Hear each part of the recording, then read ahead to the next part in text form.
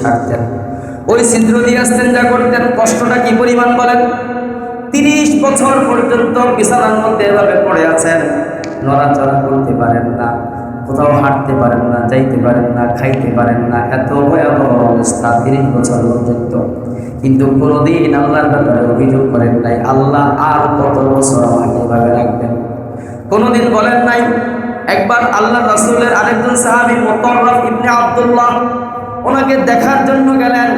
দাখালা আলাইহি মুতাররিফ তাকে দেখার জন্য গেলেন।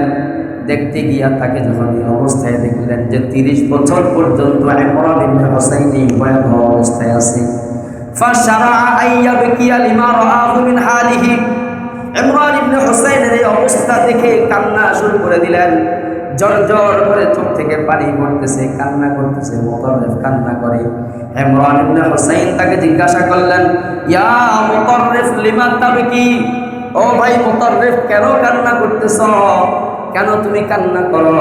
বলে আমি কেন কান্না করব না, ইন্নী আরাকা আলা হাদিহিল হালাতিল ফাজিআ, তোমার এই দুরবস্থা, এই ভয়াবহ অবস্থা, আল্লাহর রাসূলের কত বিশিষ্ট সাহাবী তুমি, আল্লাহর রাসূলের কত ঘনিষ্ঠ সাহাবী, এত দীর্ঘ বছর তোমার এত যন্ত্রণাদায়ক অবস্থা চলতেছে, আমি কেন কান্না করব না? এই দুরবস্থা দেখে আমি নিজেকে ঠিক রাখতে পারতেছি না।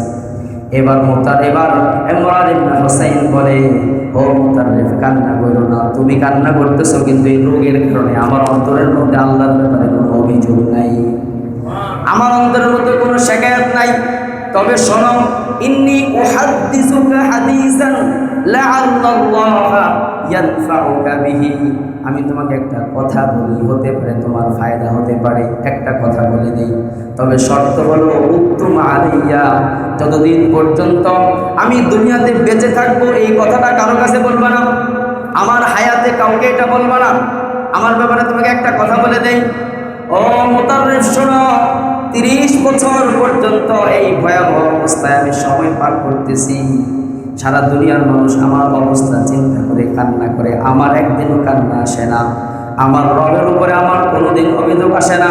ফাইন্না আহাব্বাহু ইলাল্লাহ আহাব্বুহু ইলাইহি, প্রথম দিন থেকে আমি এই কথাটাই বলতেছি, আমার রব আমাকে যে অবস্থায় ফেলে রেখে সন্তুষ্ট, আমিও সেই অবস্থায় পড়ে থাকতে সন্তুষ্ট।